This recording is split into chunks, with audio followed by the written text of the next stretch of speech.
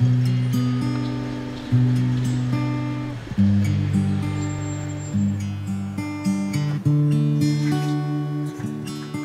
may stage 2 breast cancer, hindi iniinda ni Emma Ladiana ang malubhang sakit. Diretso pa rin siya sa pagtatrabaho bilang isang household helper dito sa Hong Kong. Gusto man kasi niyang umuwi sa Pilipinas, hindi pa raw pwede. Habang may kontrata kasi sa Hong Kong, maliit na lang ang babayaran para sa kanyang gamutan.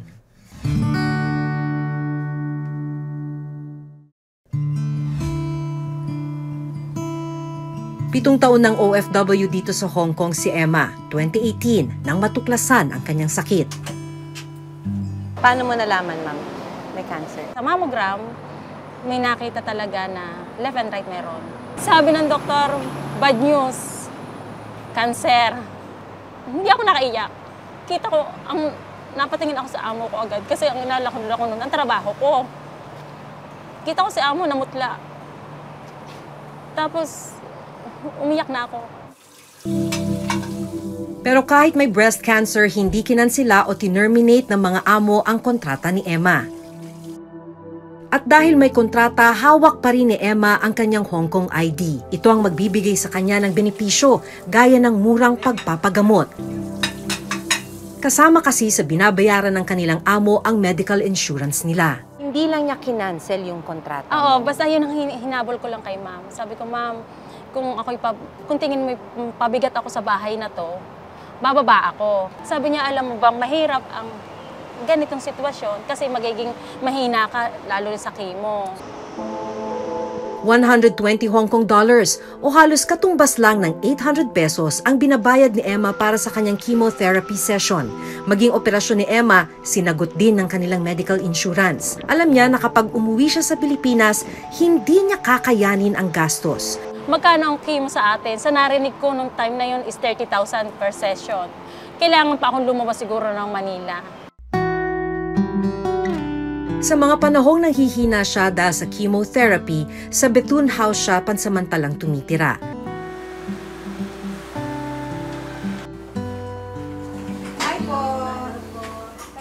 Ang Bethune House ay shelter ng non-government organization na Mission for Migrant Workers na tumutulong sa mga OFW dito sa Hong Kong. Pag walang shelter, baka yun ang maging cause ng termination kasi walang mag-aalaga sa kanya after noong chemotherapy, radiotherapy. Usually yan, nagsusuka, ganon, nahihilo. Paano kung hindi ka na halimbawa kinuha nung amo?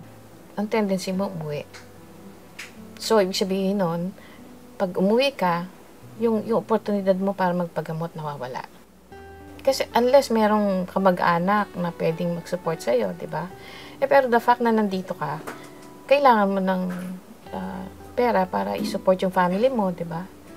Kaya pagka nawala yung oportunidad na yon, ang ibig sabihin nun, yung life mo, masya-shorten. Ganon.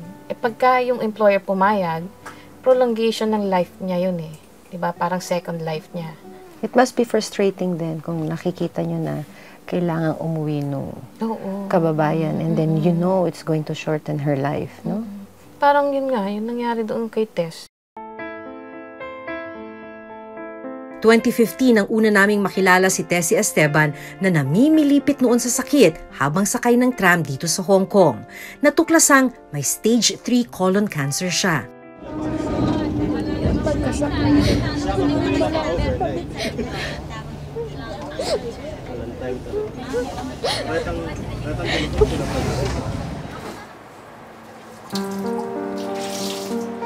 Kahit may nararamdaman ng sakit si Tessie noon, binaliwala niya ito dahil sa kagustuhang makatulong sa pamilya sa Pilipinas. Pero nang ma-terminate ang kanyang kontrata noong 2016, kinailangan niyang umuwi sa Pilipinas. Sa kasamaang palad, tuluyan siyang binawian ng buhay. Okay nung una yung employer and then later on, sinabi niya hindi na niya i-continue. Parang 2 sessions na lang ng chemo yun. Sana natapos niya. Baka buhay pa si Tess hanggang ngayon. Sana kasi maganda-ganda ang healthcare sa Pilipinas. Then we wouldn't have these problems, no? Di ba doon bago ka nga ma-admit sa hospital kailangan mong mag-down payment Pag wala ka nun, di ba, mamatay ka. Dito hindi. Pag emergency dito, pasok ka. Pag hindi ka, wala kang pambayad, ilalabas ka pa rin. Pwede ka pa ding ilabas. Pag sinabing, okay ka na, pwede ka na lumabas. Susulatan ka. Sabihin siya, nire-remind ka, ito ang dapat mong bayaran. Kaya naman si Emma kahit hirap na hirap dahil sa sakit, pinipilit niyang maipagpatuloy ang kontrata. Pero nalaman naming may iba pang dahilan si Emma kung bakit hindi siya umuwi ng Pilipinas. Kumusta ba yung anak mo? Ano naman ang sakit niya? Meron po siyang parang immune deficiency syndrome. At lifetime po yung gamutan niya. Yung ibang anak mo? Yun po, ganun din. Yung Ano padalwa nangyari? po, lahat po sila, yung dalawa po namatay na. Pag po ako natawag sa anak ko, hindi, lalo nung ako panahong week, hindi po ako nag-video call, hindi ako natawag. Kasi nga, pinapakita niya sa akin malakas siya, tapos magpapakita ako ng kahinaan. Nung panahon yun, hindi ako nagtatatawag. Saka hindi ko rin kaya. Trabaho lang ako, lagi. Nga sa isip ko kumita. Kasi sabi ko, gusto ko pag ako'y nag-50 years old, nasa Pilipinas na ako, maramdaman ko namang mayakap ko yung anak ko. Kasi yung dalawa kong anak, hindi eh. Maaga silang nawala. So kung sabi ko makakasurvive yung anak ko, ito, sa 50 uuwi na ako. Pero unexpected, nagkasakit pa ako. Alam mo yun, nung namamatay lang ako ng anak, nagtanong ako, Lord, bakit ako? Hindi naman ako masamang tao. Lahat kung anong meron ako, pinagtatrabahuhan ko. Naiiyak ako sa'yo. Namiss ko Bigla yung anak ko. naman. Kaya ka nag-Hong Kong. Kaya ka nagtrabaho dito dahil mahal ang gamutan ng anak mo. Oo. Ang 4 na bote ng gamot na kailangang iturok sa kanyang anak na si Adrian, umaabot ng 40,000 piso. Ito yung gamot niya, no? Oo, yun po. Ito yun. Normal immunoglobulin. Anong epekto pagka hindi siya nakakainom ng gamot? Ano po, mahina siya. Inom po, inabot po ng 6 months na hindi siya nakalagyan ng gamot. Kasi dapat po yung gamot every 3 weeks. Talaga pong nag-50-50 siya. Binisita namin ang anak ni Emma na si Adrian sa Candelaria, Quezon. Bago matulog, nililinisan ng kanyang lola Florencia ang kanyang mga sugat. Dapat ay kada 3 linggo ang gamutan ni Adrian, pero dahil hirap silang makahanap at makabili ng gamot, nagiging kada 3 buwan ang kanyang gamutan. Ano po muna sa maliit po na sugat, sabay lalakad na lang po. Sakit po. Tsaka po mapdi. Nung dati po, hindi po ako nakahinga. Hindi nila po ako sa ospital.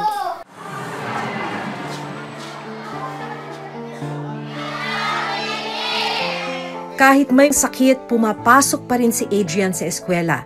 Grade 8 na siya ngayon. Okay naman po siya sa klase, nakaka-adapt naman po siya sa lahat ng subject. Ang hindi lang po pwede sa kanya, yung mga performance tasks, binibigyan na lang po siya ng special project na kung saan po, hindi po nakakapagod. Malungkot po. Hindi po nakapaglaro. Maayos. Ano na lang ginagawa mo? Nanonood lang.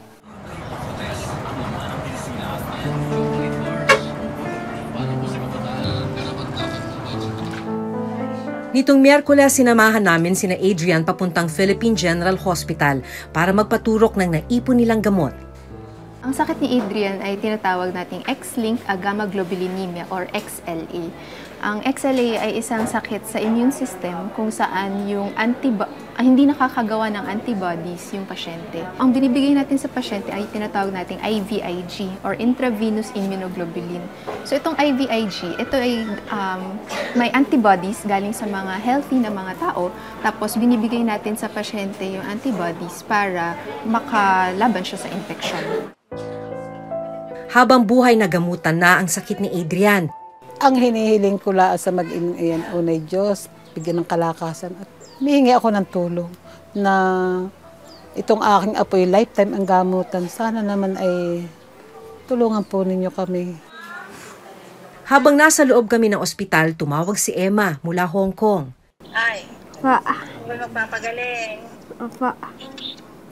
Mag-iingat ka lagi. Opo. Sunod ka kay Lula. Mahal na mahal kita, ha? Iingat. Opo. Love you po. Nakakaawa po. Nagtatrabaho pa rin. Kahit may sakit. Iniisip ko yung pag-uwi ko. Parehas kaming alagay ng anak ko. Hindi ko rin pwedeng tititigan ko na lang siya. Magtititigan na lang kami.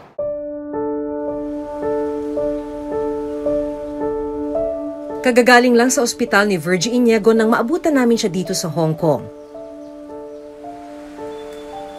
Na-diagnose siya na may nasopharyngeal cancer habang nagtatrabaho sa Hong Kong. Libre nang nakuha ni Virgie ang chemotherapy session. Malaking bagay na dito yung gamutan. Oo. Mataas kasi yung standard ng ng gamutan. Yung mga gamot, walang bayad. Mga ilang taon kayong nagagamutan? Mga 2 years din ako umabot. Kasama yung radiotherapy, kasama yung operasyon. Nakuha ko lahat yung 3 gamutan ng cancer. Hanggang sa sinabihan ako ng doktor, you are free from cancer. Na-survive ni Virgie ang cancer, pero ang masaklap, tinamaan naman ang kanyang kidney o bato. Mahirap, pero minsan gusto ko na umuwi, pero hindi naman ako umuwi. Kasi mahirapan kami sa Pilipinas. Mahirapan kami sa gamutan.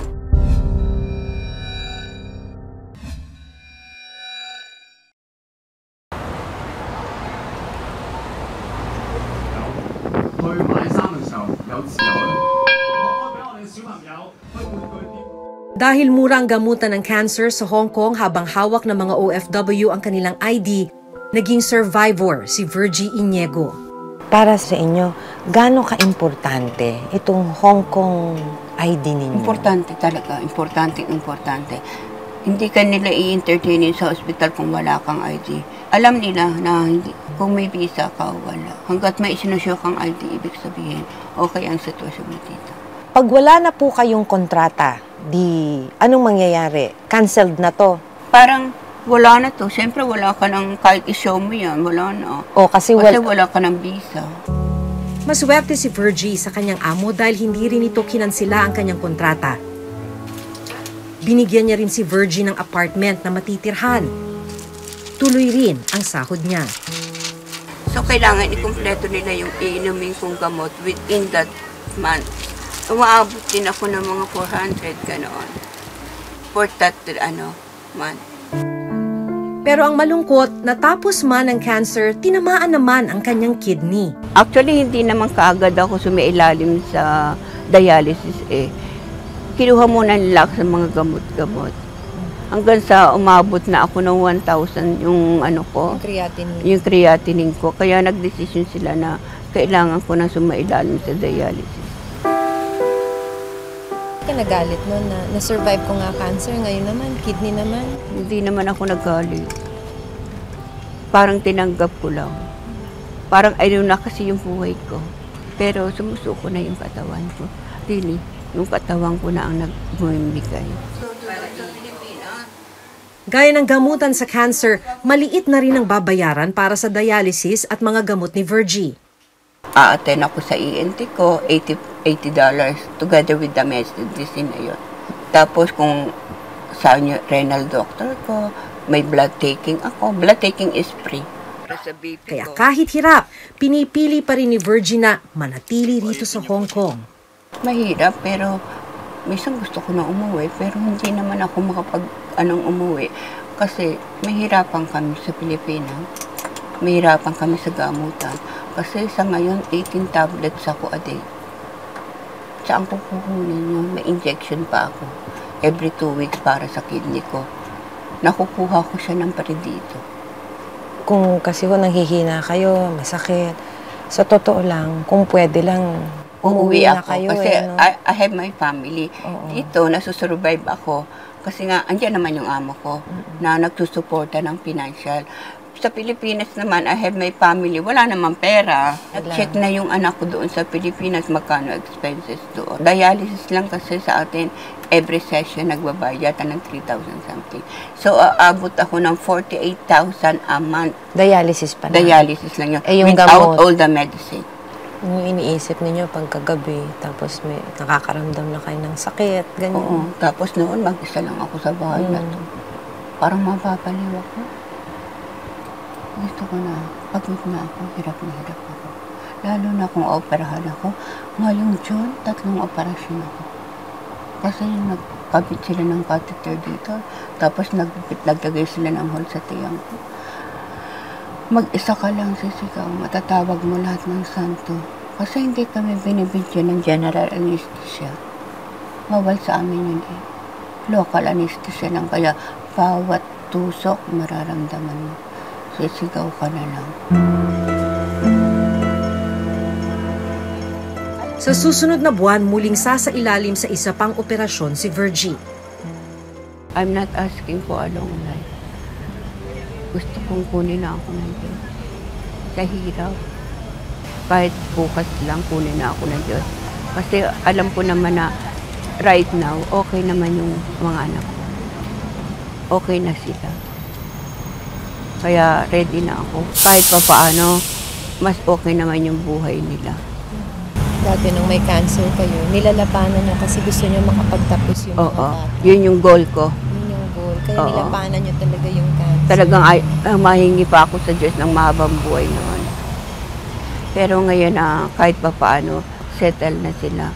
30 years na yun, katawan ko yung inilaban ko. Kaya mahirap. Suko na yung katawan ko.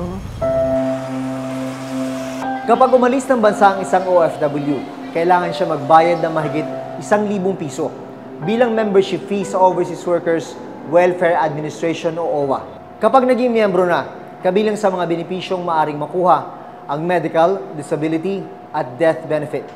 Kapag ang isang OFW ay naospital o nagkasakit sa ibang bansa, gaya na ng Emma at Virgie, maaari itong makatanggap ng ayuda na hindi bababa sa 50,000 pesos. Ina-assess natin kung pwede nating matulungan sila sa kanilang pag-ibsan ng kanilang mga gastusin sa pagpapagamot doon sa mga ospital at o mga clinic sa ibang bansa. Ang maaari pa raw gawin ng OFW ay magbayad ng contribution para naman sa PhilHealth at anuman ang gagastusin sa labas ng bansa. Pwede raw i-reimburse pagbalik ng Pilipinas, pero limitado lang ito. Kapag umuwi ng bansa ang isang OFW na may sakit, makakakuha rin siya ng benepisyo gaya ng ibang PhilHealth member.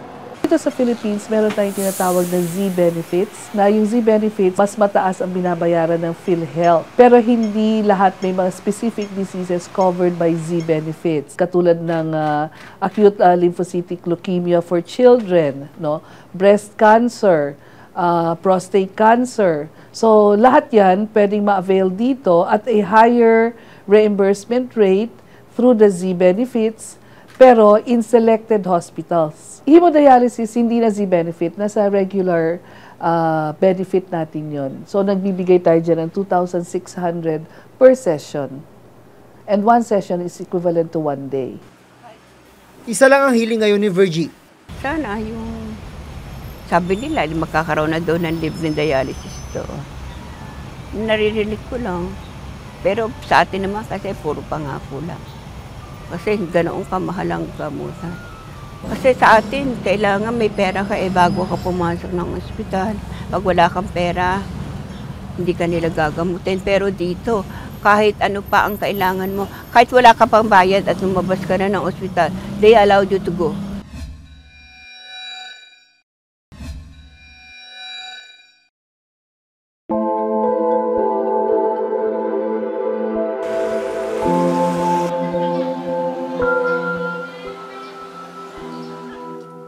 Patuloy pa ring nakikipaglaban sa kidney disease si Virgie. Samantalang si Emma, katatapos lang ang huling session niya sa chemotherapy. Umaasa siyang tuluyan siyang gumaling. So good news na ba? Opo, sana nga po. Kasi po yung appointment ko dati is sa loob ng 1 linggo, 3 beses. Minsan araw-araw yung radiotherapy. Ngayon, ano na? Ngayon po, ano na po, last check-up ko June 6. Tapos sa September 23 na uli. Kahanga-hanga ang katatagang ipinapakita ng mga OFW gaya ni na Virgie at Emma. Dahil taglay man nila ang isang malubhang sakit, hindi sila sumusuko. Hindi pa rin sila nawawala ng pag-asang gumaling para na rin sa kanilang mga pamilya. Hanggang sa susunod na Huwebes, ako si Maki Pulido. Ako si Jun Veneracion at ito nakatala sa aming Reporter's Notebook.